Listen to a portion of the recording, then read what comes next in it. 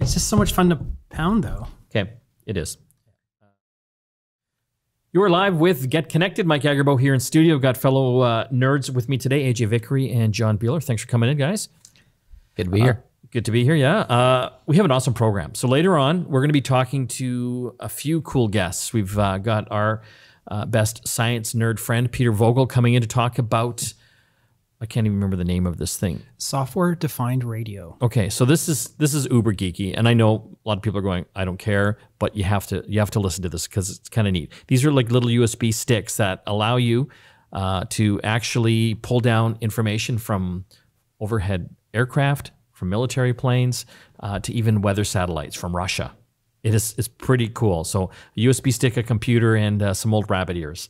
We'll give you the lowdown on that. We'll also be talking to the organization called Makers Making Change. And this is kind of cool. They actually connect people that have disabilities with makers, people that have things like 3D printers and different technologies that can help them make different devices and projects to help disabled people live better lives. It is amazing stuff. And we'll also be talking with tech guru Marc Saltzman about the gear to get for back to school. Let's talk some news right now, guys. Telus and Shaw have had major outages happening this week. And it just kind of shows you how dependent we are on the internet. In BC. In BC, especially. Yeah. Shaw, they had outages, I believe, in Surrey and Delta, British Columbia. People were without phone, TV, and internet for a couple days. Can you imagine? Your whole world would collapse. I can't imagine. Like, the internet goes down for like a few minutes in my house, and honestly, riots. There's riots. I drop low in the polls, essentially. I'll be overthrown like very quickly by the kids. Tell us, email shortages, like it's going on and on. What's happening? Well, it was interesting how they, were quick to blame a hardware failure. It's like, so fix the hardware. But it's been dragging on and on and on. What's interesting, just seeing on social media, a lot of my friends that definitely rely on Telus for their email service, they've been in the dark. They've been in the dark ages for like a week. Yeah. So like having a Telus.net email address, which again is kind of in the dark ages already, but yeah, because I was going to say, unless you're making buttons, almost it affects every business as well, right? Yes. Because the internet goes out at our office, people pack up. They're like, it's been out for 2 minutes. People are packing up their desks and walking out the door. I'm like, wait, I'm just going to reboot the router. Let me just reboot the router. But email, and this is something I recommend to everyone. I know a lot of people still have telus.net email addresses or shaw.ca. Whatever their provider is. Not a good idea. Because you know what? One day you might change providers and you lose all that. Grandma's not going to keep a track of where you are then. No, all that email mojo that you have is gone because you're going to have to switch. So I always recommend like an Outlook or Hotmail. I think Hotmail still, you can get one. Yeah. Or probably the best is Gmail. Yeah. Yeah. Because Google's going to be around a little bit longer. But what if you don't want Google to have your information? I know people. Too late. I know people who have that. AJ, that ship has sailed a long time ago. But yeah, so Telus has been down. Can you imagine if you're running your business off your Telus email address? Yeah. You're screwed. You're screwed. Well, and they've offered them a $20 credit. Yeah. Yeah. Thanks. Read the fine print. $20. $20. I mean, obviously they're doing their best. I get it. And that's, a nice gesture, $20 credit. But again, it shows you how dependent we are on these systems. And if you have a Telus or a Shaw email address, get a Gmail address. Or Outlook or Hotmail or something else. Yeah. Something that's not tied to your provider. Me? Can you still get me? No. He's gone. iCloud.com. iCloud, yeah. Apple's. Yeah, but this problem, Google Gmail has gone down. Yeah, it has. But not for days. Not for days. No. That's the nice thing about distributed networks. Let's talk about The Matrix. The movie. You remember with Keanu Reeves and... Do we remember? Yeah. I say goodnight to Keanu Reeves every day. Was it Carrie Moss? Carrie-Ann Moss. Carrie-Ann Moss. Yeah. Canadian? Both Canadian. Yeah. She's from Vancouver. He's from Toronto. Boom. Isn't he Winnipeg? I'm not Somewhere sure. along the way. Yeah. Anyway, they made 3 Matrix movies. I love the first one. The next 2, I can't even remember the plots of those ones, but... It got a little funky. But Wasn't the third one that big outdoor party where everyone's dancing? And So yeah, exactly. Spoiler alert. if you haven't watched all the Matrix movies, a few people have died along the way that would make this movie tricky to remake. But I guess the idea behind the Matrix is that, from what I understand from remembering the movies, it keeps cycling. It keeps rebooting. That's right. Yes. The architect will reboot the system. And is it Warner Brothers? They need to make more money as well. They're rebooting the franchise to make another $1 billion. Doesn't mean we're not excited. No.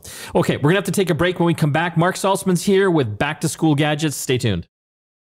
You are back with Get Connected. I've got a special guest with us today. His name is Marc Saltzman. You might have seen him around. He's in the movie theaters. He writes articles. He's on TV, his new TV show as well. He's going to talk to us about back to school tech, items that would be great for any student going back to school. Thanks for joining us, Marc. Yeah, pleasure, Mike. Thanks for having me. And good to see you the other week at the Samsung event in New York. Yes, very good. Your hair is not as gray as mine. Well, let's just say I'm naturally enhanced every month or so. Yes. When your head's like on a 60-foot screen at the movies, I do my best here and there to take care of it. But I think we still look like brothers. And, we still get those comments to our followers say that to you, right? I see it at the movies and they say to me, oh, like you still watch it on airplanes. So I think people are confusing us still. I just pretend I'm Marc Saltzman. Yeah. It gets me more friends. Oh, yeah. Let's talk about some of the back to school gear. You've got a whole list. Let's start with a smartphone. What do you recommend? So it's actually the phone that we saw a couple of weeks ago that I think is great for a student for a few reasons. I'm referring to this little guy right here, or big guy. It's the Samsung Galaxy Note 10. And I think it's great for students for a few reasons. So as your followers likely know, Mike, there's three main hallmarks to a Note phone. One is a large screen, so you can multitask. You can have picture-in-picture or split screen. You've got all that real estate in which to play around with for work or play. The second is a lot of power under the hood, like a serious processor and great battery to go along with it. And the third is the S Pen. So this is like a little stylus that's tucked underneath that lets you draw on the screen or jot down notes, and the education experts do say that you retain information better if you handwrite it opposed to typing it. And I think there's something to be said for that. So this is great. And then you can digitize your handwriting now. You can have it transcribed into text. And now there's these new what's called error actions. You can move this stylus like a wand in front of your device in order to manipulate content on screen. So I think it's all around a great device for students or anybody in the business world even, and a lot to like about it. So it starts at $12.59. That's fully unlocked, and they're offering a free accessory for pre-orders as well. Well, it's interesting. A lot of people think that is a lot of money, and it is. There's no question. But you have to look at device. You have to look at what you do with it, right? So, I mean, if you're any type of creator or a student, just being able to use that pen and being able to take notes while you're in class, that is a fantastic tool. Yeah, I really do like it a lot. And if you want, you can pick up a Bluetooth keyboard, or I'll show you in a moment a laptop option. It's not a one-size-fits-all scenario. You do have to assess your budget and assess your needs. But I do think the Note family, which is what I use, by the way, I have the Note 9, last year's model. When I'm in meetings, I use it all the time. I like the feeling of a pen to write down notes and then having it digitized after the fact. What's next on your back-to-school list, Marc? Yeah, so regardless of the phone you go with, earbuds are, of course, a trendy accessory. There's a couple of them on the market. I really like these guys from the House of Marley. They're called Liberate Air. So House of Marley products, both their headphone line and their speakers, their boom boxes, they all use sustainable materials. So this has like a nice sort of bamboo finish. They use this exclusive fabric called Rewind, which is made from recycled water bottles and organic cotton and reclaimed hemp, which is, it's all giving back to the environment. They've planted 168,000 trees, House of Marley, around the world with proceeds from the sale of items like this, 50,000 of which are in BC alone. And these work with both Android and iPhone. You just pop them in your ears, tiny little earbuds that work wirelessly via Bluetooth with your favorite smartphone or tablet or laptop. 9 hours of battery, and then the case has another 23 hours built in. So you pop it in. But great audio quality for your music, your audiobooks, your podcast, and when a call comes in, it has a dual stereo mic. So the person you're speaking to will tell you how clear you sound. It's as if the phone was held up to your ear, even though they're just tiny little earbuds So 179. Again, they're called Liberate Air from the House of Marley. Very cool. I love that finish. I like that wood look to it, like most of their products have. Some people are concerned with these earbuds of them falling out of your ear. How have you found that? Yeah. I find that these are pretty snug. I've had good experiences with most of them out there.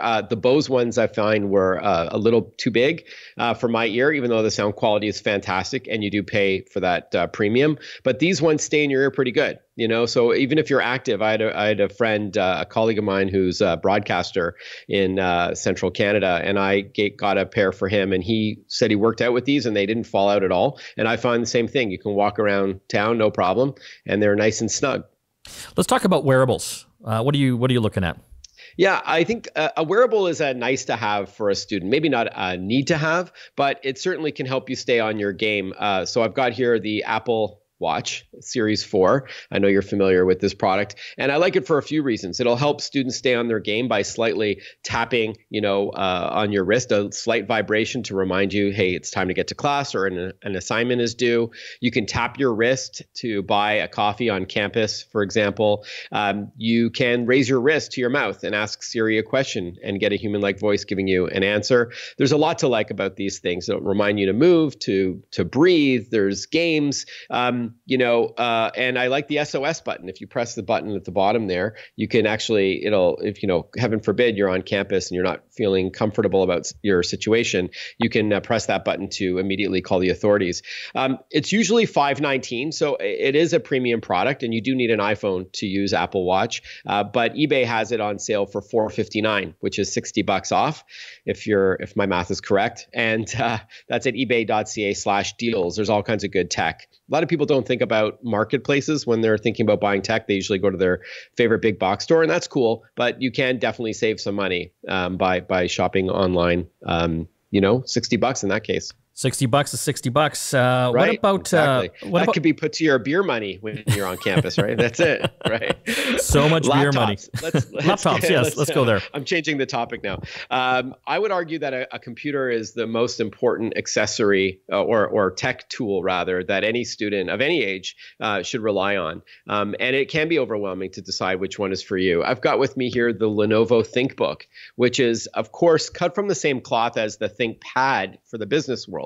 So that's like the iconic business laptop that fuses, portability and durability with performance and security. So this ThinkBook is no different. It's got a start button, if you will, that is also a fingerprint reader. So it'll log you into your device securely, so you and only you can access your work. It's super light. It's made with magnesium and aluminum, so you don't even feel it in your backpack. It comes in 13 or 14 inches. When the lid is closed, it's still downloading your updates and getting your emails and things like that. I like that feature. And boots up in 0.5 seconds. So you're not waiting for your laptop to start after the lecture does. You can just, get in your seat, boot it up, and you're good to go, or a library, coffee shop, dorm room, what have you.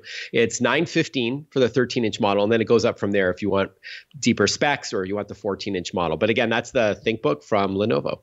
Let's talk about printer. And I know what you're going to recommend because I'm recommending this as well, the Epson EcoTank series of printers. Yeah. I'm a huge fan. In fact, it's kind of behind me. Last year's model is in my home office right there. But I've got the newer one right here, the ET2760 in white. They changed the color scheme, but that's really not as important as the fact that out of the box, you get 2 years worth of ink. So it's a cartridge-free system.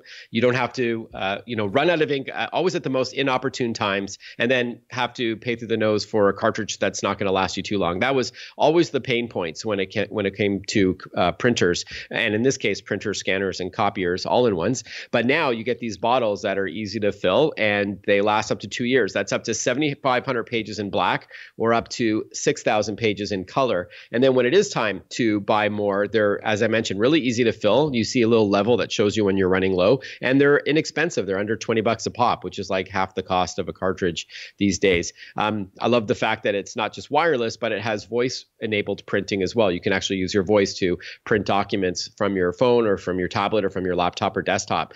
So again, it's called EcoTank is the name of the family. The ET2760 is the entry level one at $379, and it goes up from there if you want, higher page yield and some other bells and whistles. But I definitely, as a home office, I'm a I was going to say a Soho, small office, home office guy. I rely on it all the time. I'm always printing contracts and documents and boarding passes, and I have not replaced ink in many months. So I love it. Yeah, I've had one for a little while now, a couple of years, and I couldn't go back to cartridges. Like it's just, I don't know. You've got kids as well. Like how many times are you there Sunday night at 8:30 at night, and the kids have obviously left their project to the last minute. Is due Monday morning. The stores are closed. The stores are closed or about to close, and you're out of ink. Or what I was smiling about there, Mike, was that my daughter Maya loves printing photos. She's old school. She decorates her room with printouts of photos of her friends. And I used to always cringe when she would want to print photos because, as you know, that's just going to gulp up all your cartridge ink. That's her college. That's her college education fund gone. Yeah, exactly. I'm like, go for it. She's like, Dad, can I print? I'm like, yep. I don't even need her to, because it doesn't even make a dent. So it falls into the why didn't anybody think of this sooner category. And I love how Shaquille O'Neal is their spokesperson in the States, and the catchphrase is just fill and chill. And I think that's very clever. Apparently he came up with that, and it's true. So that's definitely a must have. And then one more is good Wi-Fi. I really think that whether you're in a dorm room or at home still, maybe in high school, we all can relate to Wi-Fi dead zones, where those pockets of your home that just don't get good Wi-Fi, whether it's an older home, maybe you've got concrete walls, or it's a larger home. So a mesh system, and I know you've talked about this on your shows before too, Mike, is a great technology because it's not just a router, but these little access points that you can place around your home. It makes a wireless handshake, if you will. So they all communicate with one another. And now you've got very broad reaching, fast and reliable Wi-Fi. So I've got with me here the D-Link Cover Power Zone Mesh Wi-Fi system. And it's a 3-pack. So it consists of this main router, this tri-band router, so very fast and powerful, communicating with 2 of these cover points, as they call it, that you place elsewhere in your home. In fact, it can support homes as large as 6,500 square feet with this 3-pack. And then even if you have a larger home or a small business, if you're using it there, you can add more of those cover points. There's also parental controls. So if mom and dad want to have easy access to an app that limits the amount of internet the kids are using, maybe certain times of the day or certain devices, the ability to turn it off if they didn't do their homework, or if it's time for dinner and they haven't come to the table yet, you can do that all from the app. So lots of good parental control. So it's called the D-Link Cover, COVR, Power Zone, and it's usually $429. I've seen it for as low as $329, so $100 less. And I think that's ideal for anybody, whether you're a student or not. That was Marc Saltzman talking all about back to school gadgets. Thanks for joining us, Marc. Pleasure, Mike. Good to chat with you. Thanks for having me on the show. When we come back, we're going to be talking with fellow science nerd Peter Vogel all about capturing not only air traffic data, but also weather satellite photos from space, all with a tiny little USB stick and an antenna. And we'll be speaking with the folks over at Makers Making Change about how they are connecting people with disabilities to makers that help come up with cool devices, assistive devices that make their lives easier. You're listening to Get Connected here on the Chorus Radio Network. Back after this. You are back with Get Connected. Mike Agerbo in studio. I've got a special guest in today. We read all these bad stories about technology lately, and especially when it comes to things like privacy and what have you. But technology can be used for good as well. And in studio, we have our guest, Chad Leaman. He is with an organization called Makers Making Change. Thanks for coming in to the studio on the show. Thanks for having me, Mike. Giving me a chance to share some of the work we're doing. Explain to our listeners what you guys are all about. Yeah, Makers Making Change is a project of the Neil Squire Society. It's a Canadian charity, registered nonprofit, been around for 35 years. What Makers Making Change is trying to do is connect people with disabilities to assistive technology through a new sort of delivery method. So instead of being a commercial product that someone may buy, or maybe there isn't some that exists or it's expensive, is using hobbyist technology, maybe STEM programs in libraries and schools to help fabricate assistive technology for people with disabilities using 3D printers, Arduino boards, or other sort of tools and things you find at a hardware store.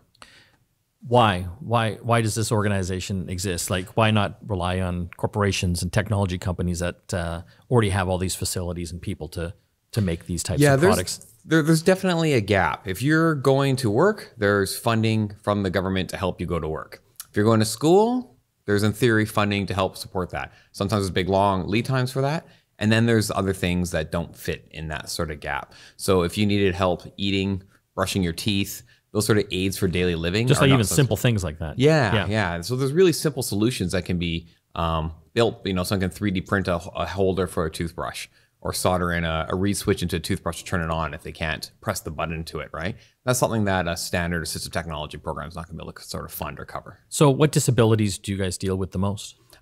A lot of our work's been focused around people with physical disabilities, so they limited movement or dexterity, but our repository of projects is crowdsourced. So we have a bunch of people who have added a number of projects. So we've had people that have added things around low vision supports, lighting stands, magnifying sort of solutions, music boxes for people with dementia. You give them the iPhone in your pocket, they're not going to figure out Spotify. Probably not. But a 3D printed sort of radio case that looks like an old school radio that's got a Raspberry Pi underneath. The front got 2 knobs, volume louder, quieter, next song, last song. But underneath it's got modern technology sort of driving it. What's some of your favorite projects? One of the ones we got started with was the lip sync. It's basically a computer mouse you use with your mouth. So if you had maybe limited or no ability to use your hands, quadriplegic, maybe ALS, it has a small mouthpiece that you can kind of put in your mouth. It can be mounted to a wheelchair. Oh, you or have a one desk. here in studio, yeah. Yeah, so the outer shell of it is 3D printed. Inside it runs an Arduino board. There's a Bluetooth. Like a little computer board. Yeah, an Arduino Micro is about the size of your thumb, skinnier. And then we've released code for it to work via Bluetooth with phones, to work with the Xbox now, so you can use it as a gaming sort of input.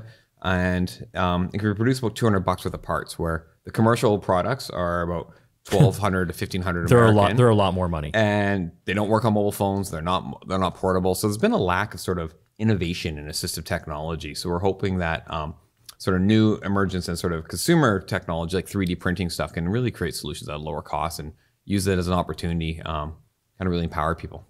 So let's talk about that device you're speaking of. You got it in your hand. So this is a mouse for your mouth, essentially. And how scalable is that?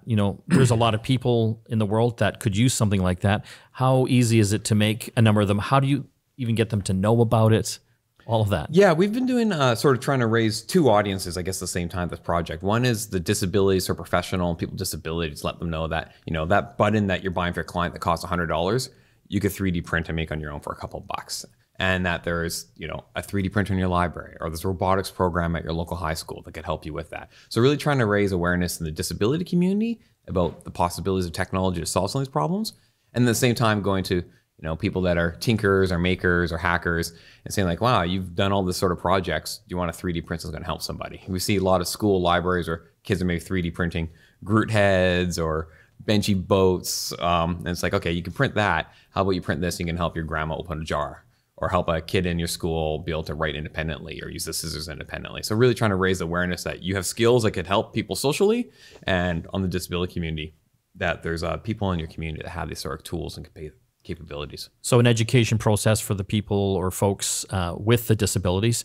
I guess there has to be some sort of communication strategy to reach out to those, but also people that can actually make the stuff, because the people with disabilities probably don't own a 3D printer and have these tools. Yeah, so Matt, because sort of at the core are makers making change. We have repository projects, but it's a sort of connect feature. So anyone can go on the site, see a project, and request one in the community, and then we ping people that have offered to volunteer in the community to make that. So we've spoken on a lot of conferences around sort of disability and inclusion, as well as a number of maker fairs around that. So we recently tried to, and help us scale, release some curriculum so teachers can kind of work through this, kind of incorporate into their classroom.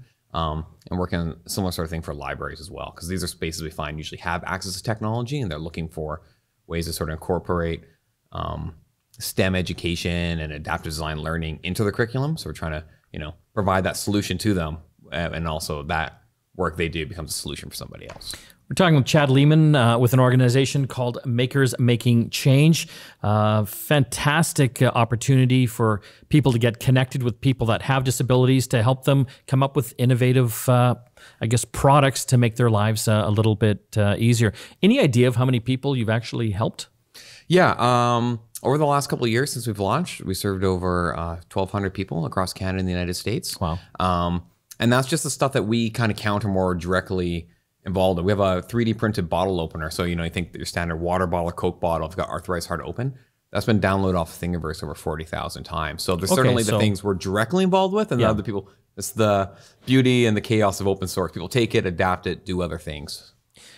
What's your biggest challenge going forward? Good question. I think building systems to help us sort of scale. What we're just about to launch on our website is more of a sort of like a traditional web form, because people will post projects, and then there's, people may have comments or ideas, and they're emailing me, and my email is not scalable at all. So yeah, but finding better ways to kind of help. There's, I think, a number of passionate people that want to help. And just making those connections. Yeah, and sometimes I think I'm the roadblock, or we're the roadblock, and just in terms of like connecting all those dots. So trying to make that a more open sort of platform where people start going to connect and contribute, I think is one of our biggest parts. We want to be a challenge though, just the quality control of the communication, like making sure if there is a connection, something actually happens. Yeah. So there's certainly a follow-up piece of that, and same thing in projects where people like, here's a file that you can print. It's like, well, can we get the core file so we can scale it for some different hands? Or do you have like a mounting guide? So trying to have a sort of standards for a project, that there's, a bill of materials and how much it costs and the instructions to actually build it. There's both steps as opposed to just a picture of it. Who do you find, as far as the makers, the people that are actually making these projects and coming up with the ideas, is there a certain type of person, an age demographic?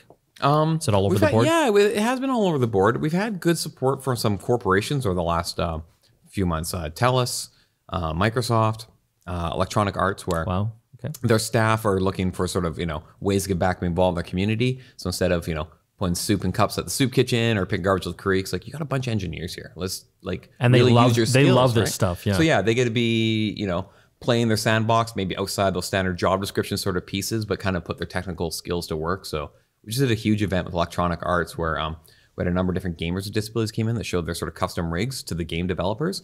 And the game developers made a number of assistive switches. So you think if you can't hold an Xbox controller, but perhaps you can move your knee, maybe you can map a couple of buttons to get bump with your knee if you don't have those fingers for your triggers. So, we had the head of the team that creates the FIFA game playing against one of the gamers with the disabilities, and he was using assistive switches to get an idea for how that sort of works and feels. So it's, it's an opportunity for those tech people to kind of give their skills, but also makes them think about accessibility and the design of their products and how so they understand. Different people will do that, right? So there's some more, you're helping a person today through this build, but there's also hopefully some more systemic change that comes out of that. How can people help if they feel inspired after listening to us talk? Yeah, if you go to makersmakingchange.com, that's the shortest URL I could come up with, makersmakingchange.com. People can sign up on the site, offer to volunteer their time, or request a project, or shoot us an email. The email's on the site too. We have a number of events that we're about to announce for fall, some local build-a-thons, both here in the Vancouver area and across the country. That was Chad Leaman with Makers Making Change. If you want to find out more information, makersmakingchange.com. When we come back from the break, we're going to get really nerdy with our good science friend, nerd, Peter Vogel, and teach you how to actually pull down weather satellite photos from American and Russian weather satellites. It's pretty cool. You're listening to Get Connected here on the Chorus Radio Network. Back after this. We're back with Get Connected. Mike Agerbo here in studio.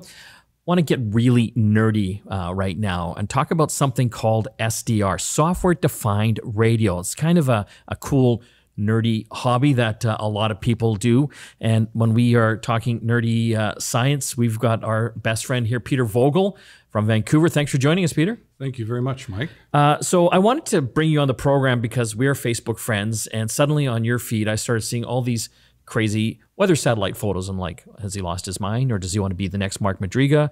And you've actually come across a really kind of cool hobby field called software design radio that allows you to actually monitor, I guess, radio frequencies for things like weather satellite images and even aircraft and military aircraft as well. Can you just explain to listeners what's going on here, what you've done? Sure. So software-defined radio, it was something I was totally unaware of a year ago. Someone handed me a little USB-shaped dongle, and it took me another year to figure out exactly what it was. And this looks like a USB stick. Exactly like a USB stick, yep. If not smaller. And I discovered that I could actually use it to pull in signals from weather satellites, American and Russian. And I thought, this is something that I have to do. And I worked at it for a month. A lot of frustration. I had to develop an antenna, which I ultimately did from just a little set of old TV rabbit ears, actually with a broken arm. Mounted them horizontally on a camera tripod initially, and I was as surprised as the next guy. A weather satellite image appeared on the screen. So you've got this tripod with an old broken down set of rabbit ears and with a cable going into this USB stick that's attached to your computer. Yep. And presto kazinga. Yes, a piece of coax cable that someone also gave to me. In fact, my total net cost was $7. I needed an adapter cable, which turned out to be harder to find than I imagined. But once I had it, I plugged this into my computer. All the weather satellite software is free, and gorgeous images from the NOAA weather satellites in America. There are 3 of them, and from a Russian satellite. And within the last week, a new Russian satellite has joined. So I have 5 satellites that I'm regularly pulling images in from. These, and you know, we've in the studio right now, we've got a bunch of them going on a slideshow or on a computer. They're beautiful high-res images. Yes, the Russian ones in particular, it's a different technology. The Americans use multispectral analysis. Their images are actually more sophisticated, don't look as high-res, but contain a lot of information, infrared, various spectral settings, and so a single pass may produce half a dozen different images. That you can look at on the computer. The whole image is assembled in a 15-minute pass, the time it takes for the satellite to cross. And then in the case of the NOAA or American satellites, the images are processed automatically in the computer.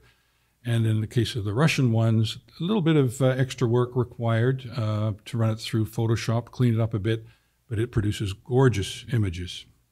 And they're okay with you just pulling these images down? These images are broadcast around the clock in the 137 megahertz spectrum, which is where the software-defined radio comes in, because not an ordinary radio will pull these in. You can get little radios that will tune 137. The key is the bandwidth, and a software-defined radio has an unusually large bandwidth that's variable, and you need a large setting to pull in these images, and that's the magic of the software-defined radio.